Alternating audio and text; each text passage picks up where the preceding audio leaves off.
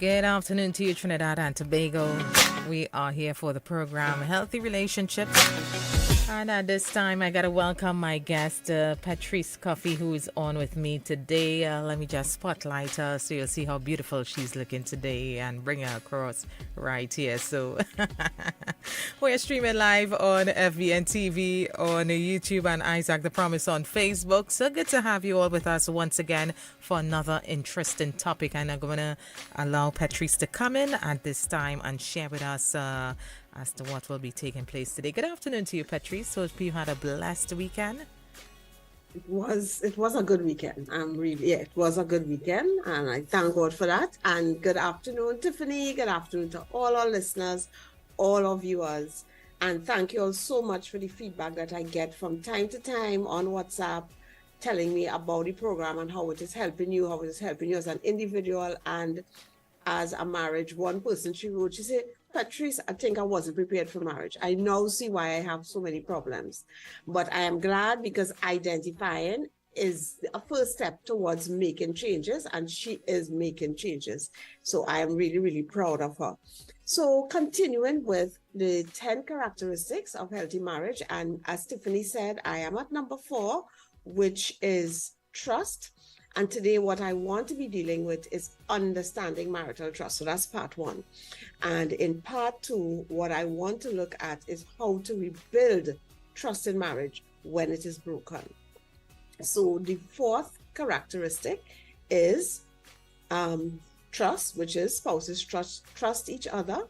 Each person acts in ways that, 1, show they trust their spouse, and 2, show that they are trustworthy. And so in today's program, I'm looking at the nature of trust as I look at understanding trust in marriage. So I'm looking at the nature of trust. I'm looking at the types of trust that are important for a healthy marriage. I am looking at trust termites, and I'm going to be looking at how lying and deception destroys trust. And as I said, following Monday, God's willing, I am going to be looking at how to rebuild trust in marriage. Now, before I go there, let me just share those 10 characteristics again, sharing them every time we meet so we can remember them. 1, commitment. 2, fidelity. 3, acceptance of one another. 4, trust. 5, intimacy, love, and affection. 6, shared activities and friendship. 7, communication. 8, conflict resolution and empathy. 9, intentionality, and 10, a growth mindset. So let's talk about trust in marriage. One of the Old Testament words for trust is batak, and I hope I'm saying it correct. And it conveys the meaning of being careless. So let me just look at that for a moment. So trust is about being careless. So let's say I go into a taxi on the Arima taxi stand, and I'm heading into Port of Spain, and while I'm there, I'm in the taxi, I sit and I'm reading my script that I want to share with you all today, and my eyes feel a little tired, so I close my eyes, I take a little nap. This is me while I'm in the taxi, right? And I'm doing all of this because I believe I am safe and I will be dropped off at my destination. I give that trust without question because I believe that a taxi driver is supposed to keep me safe while I'm in the taxi and drop me off at my destination, right? That is what I believe because that is what has happened in the past and that is what was done for others. So I'm careless, in that I give trust freely based on my knowledge, based on my experience with taking a taxi, right? Based on my expectations. So I've fallen off to sleep and all. Close my eyes a little bit when I get up. Oh, hey, we reached Curep. Oh, okay. I didn't realize I slept for so long. I'm careless. I am trusting. Now, let's say the person, I get into the taxi, the person drop off, most of the passengers in Curep. And then I fall off, a little doze off, as we say, fall off to sleep a little bit. And when I wake up, is because me and another person in the taxi, and we somewhere in Arango is being ordered to get out of the taxi, and I have no idea where I am because I don't know Arango is, right? And of course, the taxi is supposed to take me to Port of Spain. Would I ever step foot in that taxi again? I think not, right? I will take note of that driver's face. I'll take note of the number plate. I might even report it, to the police.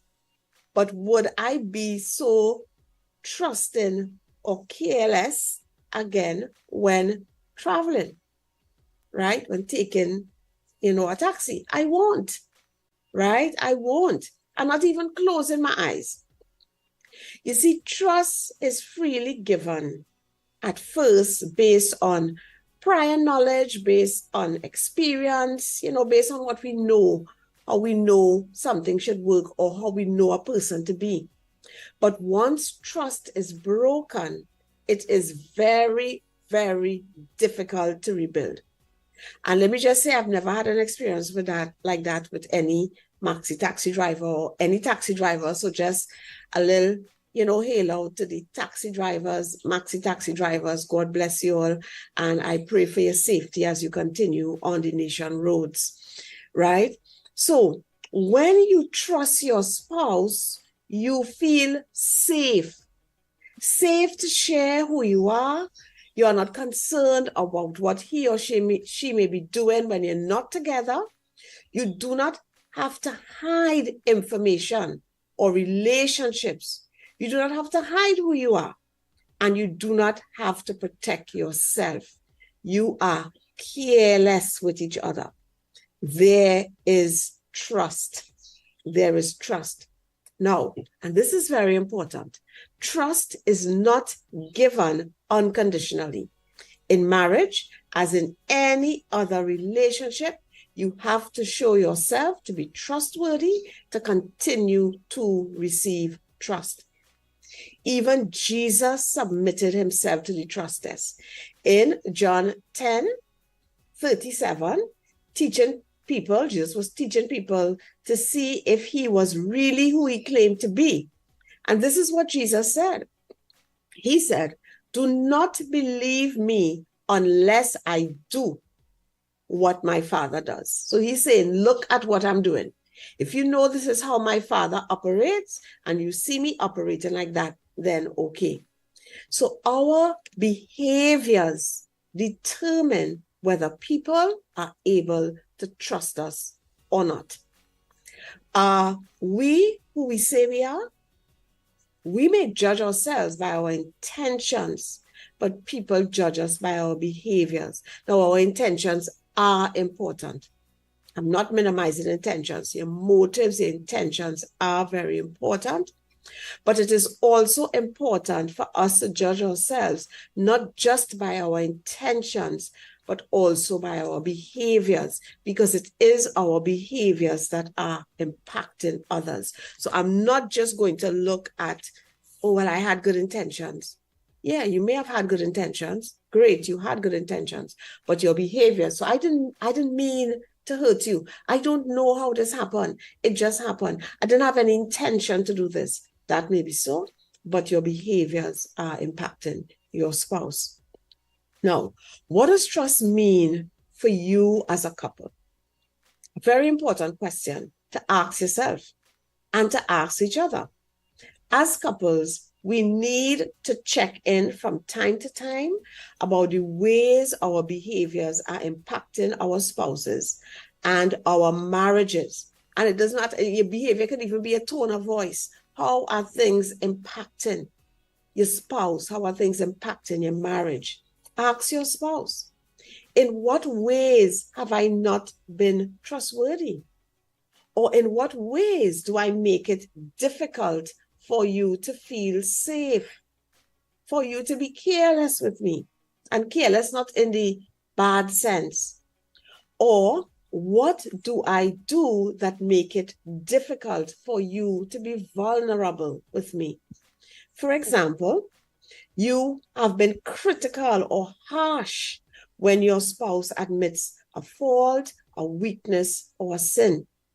or when your spouse tries to share concerns that he or she has with your relationship, you get with your behavior, you get defensive, you make excuses, you change the topic, or you even bring up behaviors, right, from your spouse. Well, you telling me about this, but what about when you do that, to make your spouse feel guilty, or even to make them feel guilty about bringing up the issue?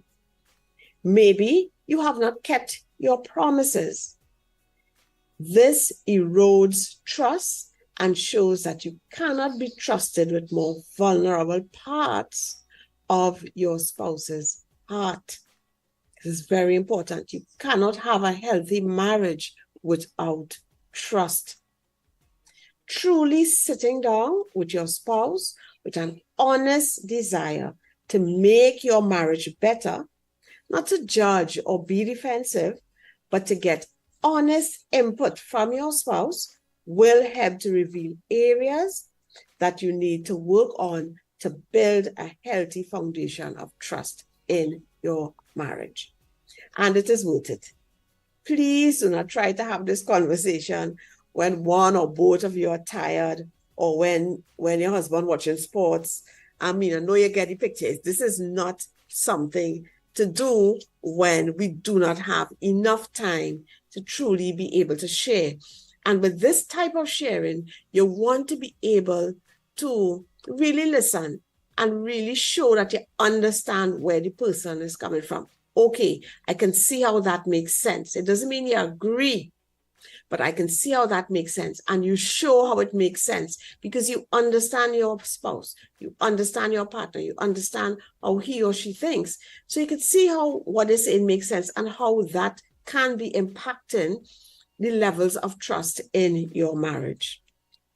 Now, Evelyn and Paul Moschetta, experienced therapist and marriage counselor, they shared 5 powerful types of trust that every marriage needs.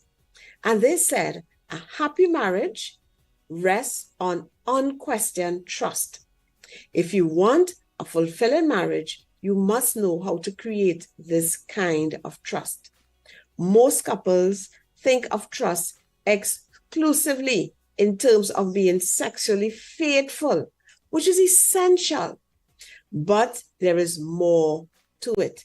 And may I say, I know of marriages where none of the partners have been sexually unfaithful, but they have serious trust issues in the marriage. So, strong, healthy marriages reveal 5 specific kinds of trust husbands and wives give to each other. They are: 1, first type of trust that you will both be sexually faithful.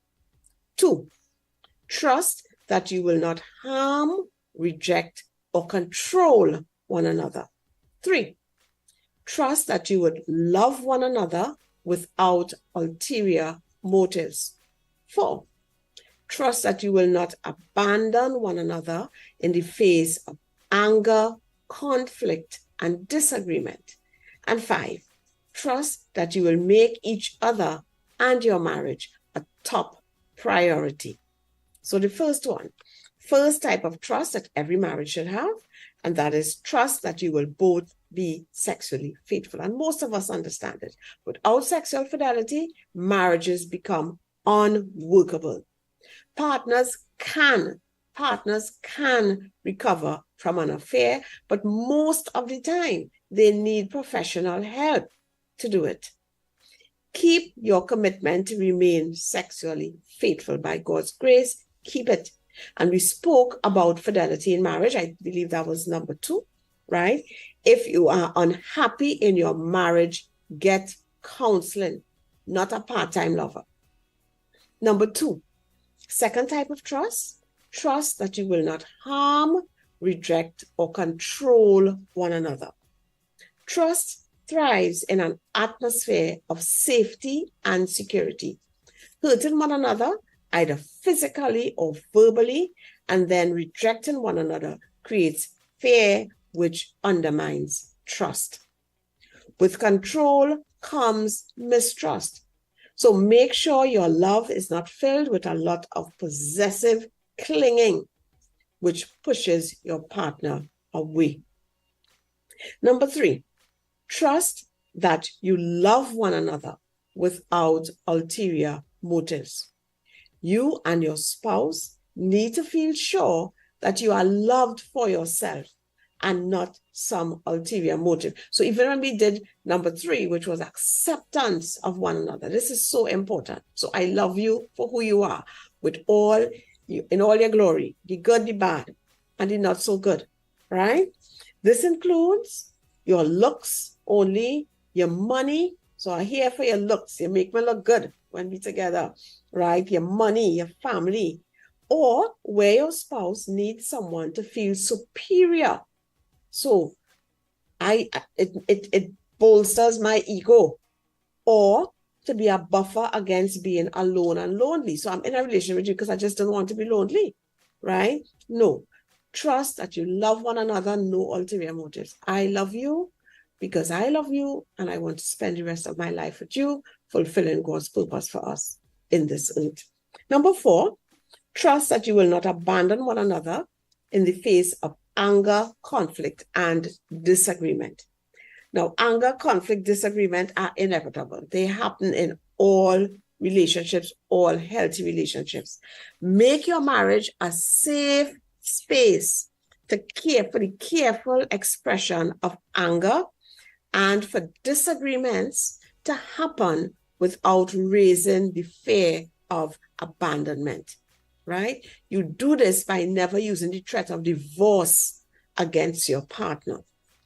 And number 5, trust that you will make each other and your marriage a top priority after God is your spouse, right? Partners trust that they mean it when they promise to love, to honor, and cherish one another. Do not take each other for granted. Don't neglect your relationship or consistently give too much time and energy to other things or people. That erodes trust. When you do these things, you break trust. Remember every day what is important in your life. Keep your priorities clear and make your spouse and your marriage a top priority. Now, the most common causes of trust issues in marriage is one or a combination of the following. So in terms of some serious issues with respect to trust in marriage, extramarital sex, emotional infidelity or emotional affairs, lying, abuse, be it emotional, psychological, physical, right? And we mentioned some forms of abuse when I spoke about acceptance, and also financial infidelity and constant contact with an ex. So these are the normal things that people talk about when they talk about we having issues with trust. So extramarital sex, emotional affair, lying, abuse, right? Financial infidelity and constant contact with an ex. Some persons also present issues with communication. The person is very defensive. We cannot communicate. We cannot deal with conflicts, although not all conflicts in marriages are solved, right? The majority are, but not all are. And there would be trust issues. Now, financial, when I say financial infidelity, what that is where there's, secret acts of spending money, possessing credit cards, possessing credit, holding secret accounts or stashes of money, borrowing money, or otherwise incurring debt unknown or without the consent of one spouse. So you're doing stuff with respect to money and your spouse is not aware.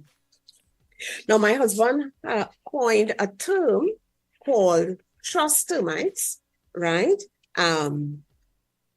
And it really has to do with actions that we take that can really undermine our marriage. And like termites, a termite is tiny. But if we have enough of them, they can bring down that roof. They can bring down that house. They can bring down that wooden structure. All right. So he identified these trust termites that over time, these actions over time erode your relationship. Right? They can become the straw that breaks the camel's back. The relationship becomes strained to the point of breaking, and it is usually too late to do anything. They can cause your partner to question your love for them. And these termites are not gender specific. Both spouses can be victim and perpetrator of them. And of course, the first step, in combating these trust termites is to become aware of them. So I just want to read them for you. And I may or may not read all 22. But number 1, embarrassing your spouse publicly or in front of the children. So these are trust termites. Number 2, calling your spouse names. Number 3, keeping quiet for peace sake, thus allowing trust termites to go on doing their job. Number 4, inflicting physical or emotional abuse. Number 5, questioning or belittling your spouse's intelligence or spiritual maturity. Number 6, making threats of separation or divorce. Number 7, leaving conflicts unresolved or making your point and preventing your spouse from making theirs by ending the conversation abruptly. Number 8, refusing to speak or listen to your spouse, condemning them to emotional exile. Number 9, refusing to defend your spouse against unjustified attacks by relatives or friends. Number 10, resurfacing previous mistakes to make your case against your partner. Number 11, taking a different course of action to the one mutually agreed. Number 12, making unilateral decisions that affect your spouse. Number 13, keeping secrets from your spouse with respect to seeing previous love interests and also with respect to finances. Number 14, finding excessive fault with your spouse's appearance or efforts, especially when they are unable to do anything about it or have put in significant effort. Number 15, criticizing your spouse by comparing them to others.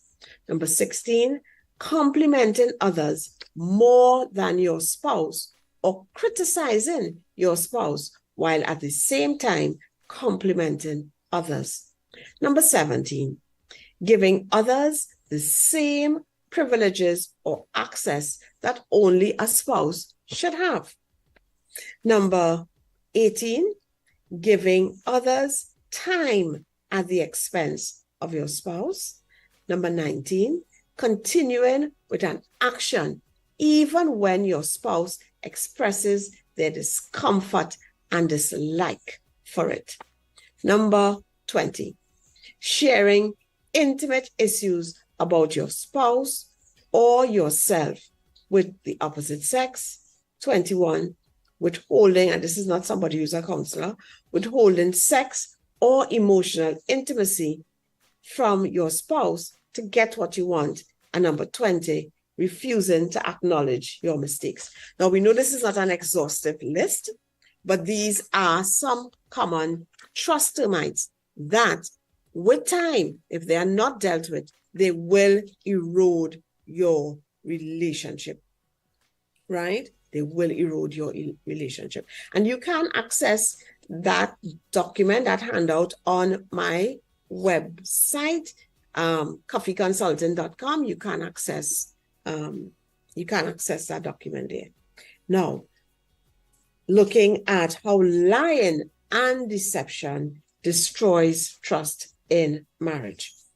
One very important aspect of trust is being able to believe or trust what your spouse tells you. And we can all understand that. When you feel like you cannot trust what your spouse is telling you, you begin to feel off balance. You begin to wonder what else is he or she saying that, what else is not real, is not true. It becomes difficult to adjust to your spouse. You begin to feel insecure. One of the worst things that can happen in a marriage is to be caught deceiving your spouse. Deceiving your spouse. I mean, I'm not talking about a surprise birthday party, right?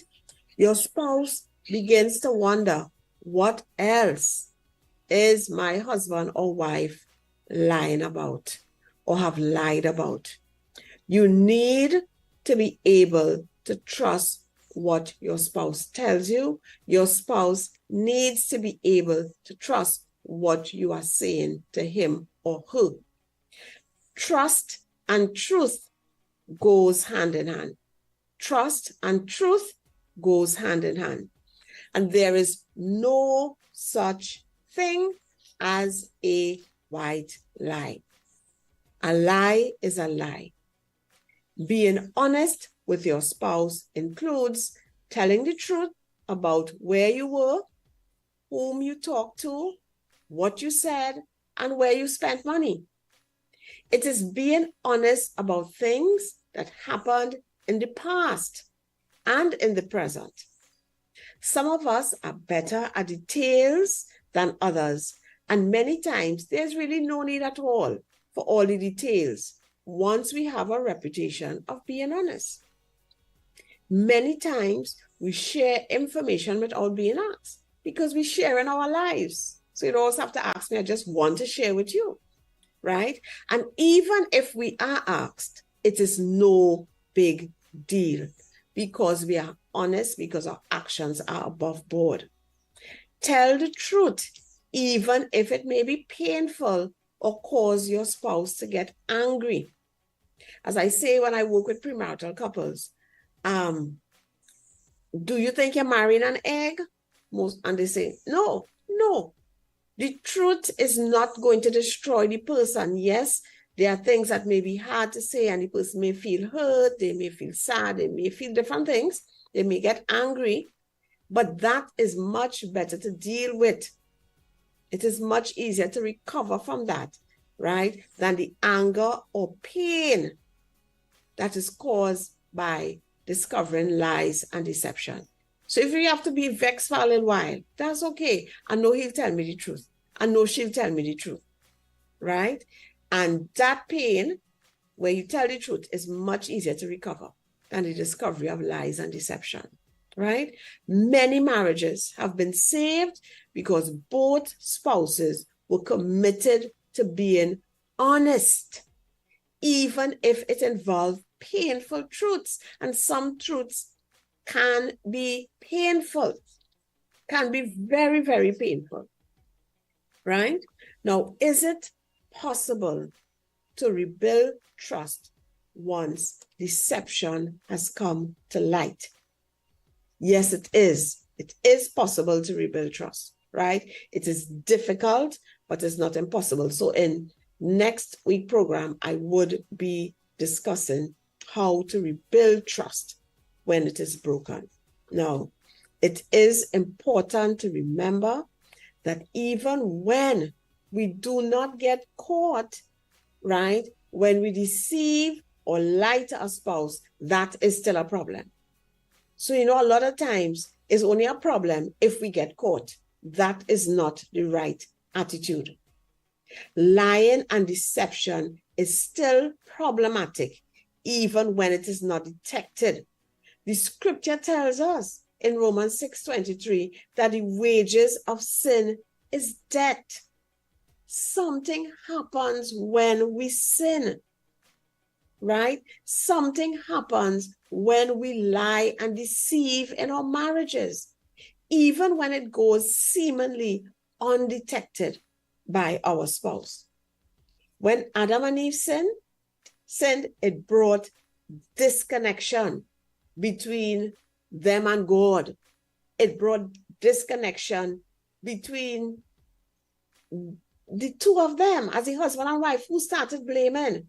right? They became disconnected from each other and they hid themselves from each other. Sin causes disconnection. Lying causes disconnection. Lying and deception in our marriages creates distance in our relationship. A spouse may feel or sense that something is off, right? They just can't put their finger on it. So a spouse is being deceptive, a spouse is lying, and the person feels off balance. Something here, something is off here, something is not right. You sense it, you pick it up. You pick up that something is off, right? And if we're talking about followers of Jesus, if somebody persists in deception and lies, generally, the Holy Spirit reveals. The Holy Spirit reveals, right? Because God wants us to walk in light, and he reveals for our own sake so that we can come into the light and we can heal. We can come into the light and we can be delivered, right? Now, truthaboutdeception.com, this is a website, says, and I quote, lying to a husband or wife has serious consequences. The more people engage in deception, they tend to feel less close to their partners. You see what I'm saying? And they tend to feel more misunderstood. When you start lying and deceiving your partner, you, the one who is lying and deceiving, start to feel like my partner doesn't get my husband, he just don't get me. My wife just don't get me, right? It is hard to feel like a partner knows you, gets you, and understands you if you are constantly lying to him or her. You know why? Because you're deceiving yourself. You are also deceiving yourself. So the lying causes a disconnect, causing a feeling like this person don't get me, they don't really care, and all these thoughts we come up with in our minds instead of walking in light, right? And you also start to wonder if your spouse is lying, right?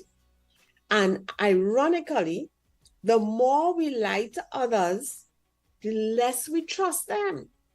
So lying and deception, it hurts our relationships. It hurts our marriages, right? We project our own deception tendencies on others. So we start saying, I sure you have something to hide too.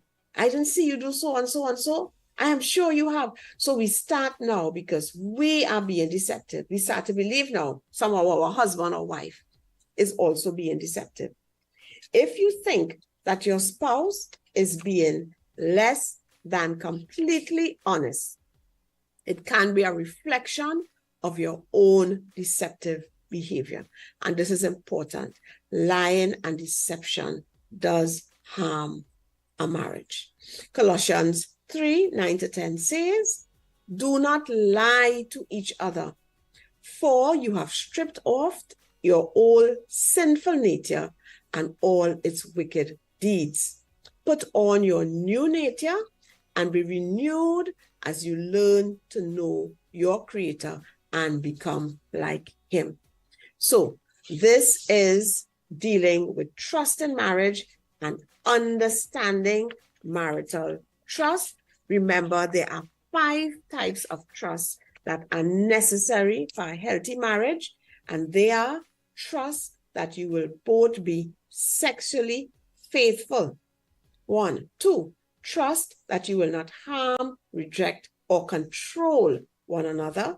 3, trust that you love one another without ulterior motives. 4, trust that you will not abandon one another in the face of anger, conflict, and disagreement. And trust that you will make each other and your marriage a top priority. Remember, trust is about feeling careless. I'm not worried, I'm not concerned, because I know you and I can be open with you and free with you. And also remembering that you have many marriages where there has never been sexual or emotional infidelity, but they still have trust issues. And that whole concept of trust termites, and also lying No, there's no such thing as a white lie in a marriage. Lying, deception is very, very harmful to a marriage. So I'll close there. So Tiffany, turning back over to you.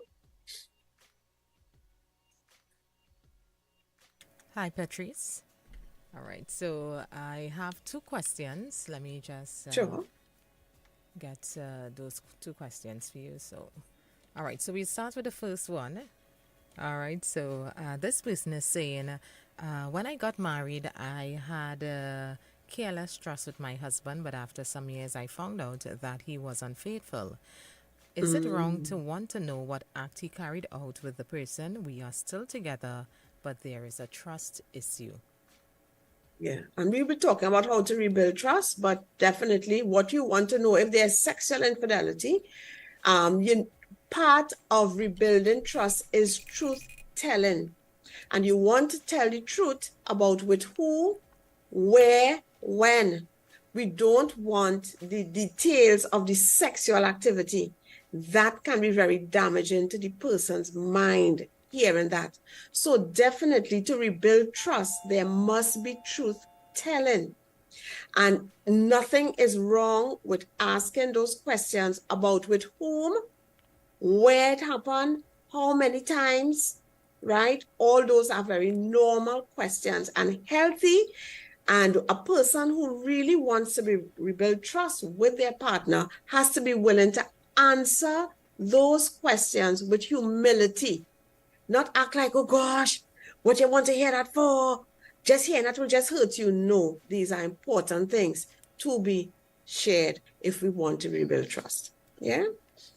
All right, thank you so very much. And the second question, how do I heal, or how do you heal when your spouse speaking things outside your marriage? You try to show them that it's wrong, so I just shut down.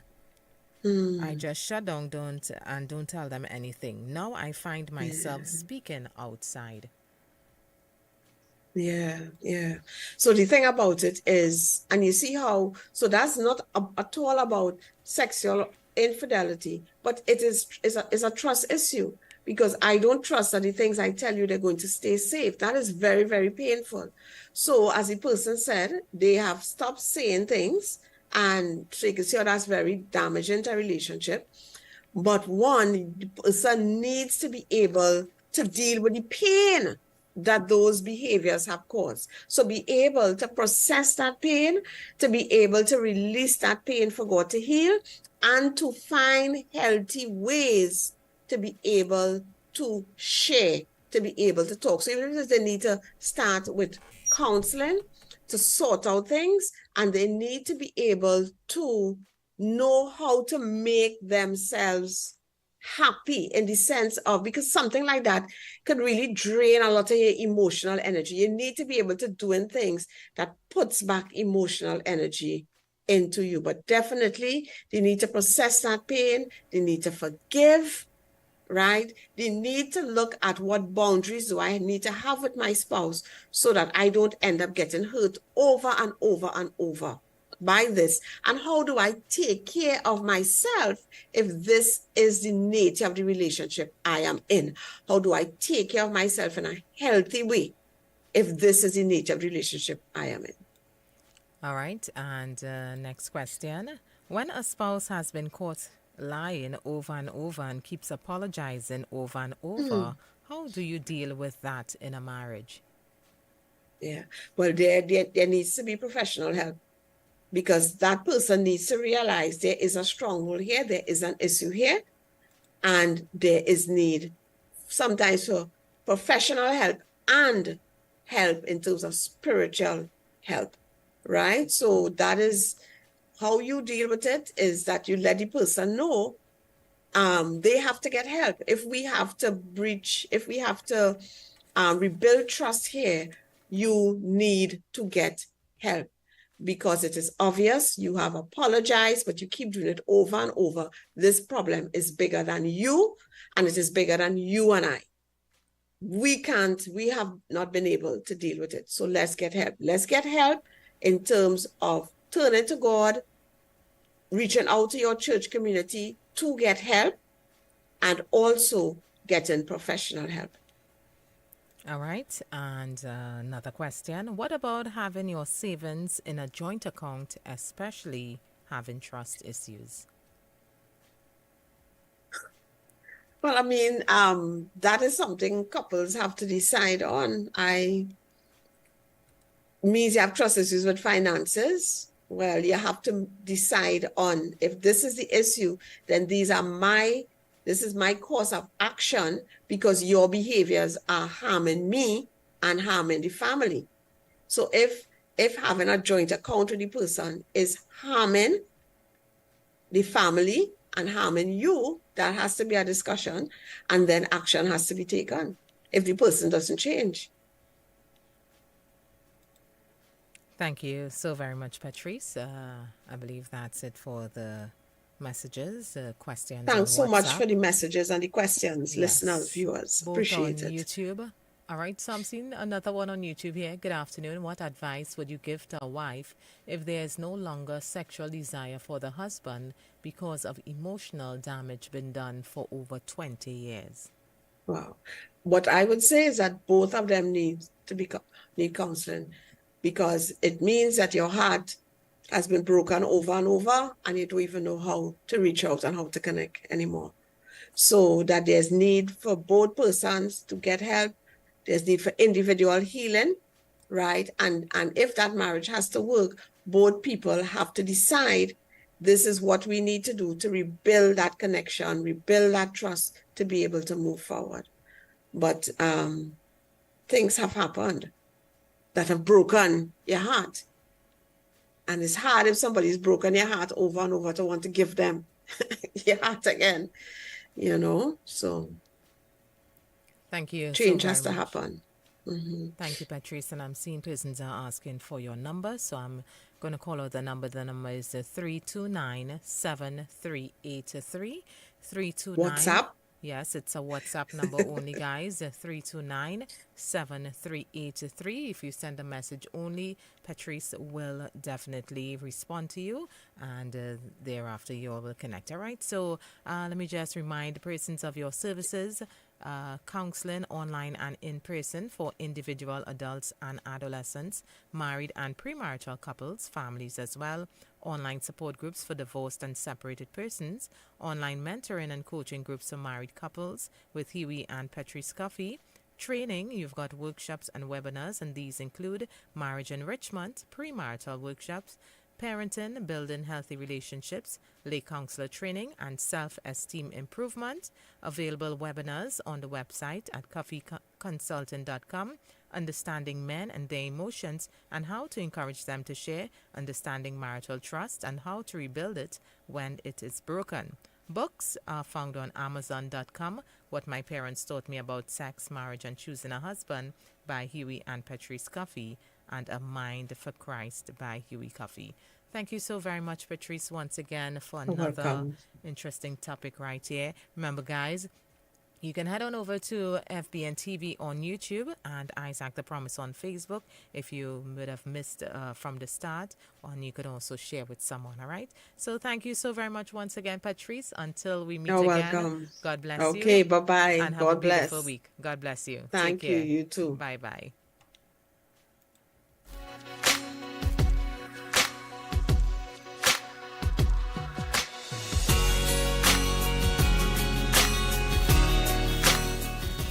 Hi, I'm Petreece Cuffie, counselor and trainer, and one of my deepest desires is to see people experience the fulfillment and growth that comes through healthy relationships. We're wired for relationships, so tune in and join with me as I explore and discuss tools for healthy relationships every Monday, 12:15 p.m. on Isaac 98.1 FM.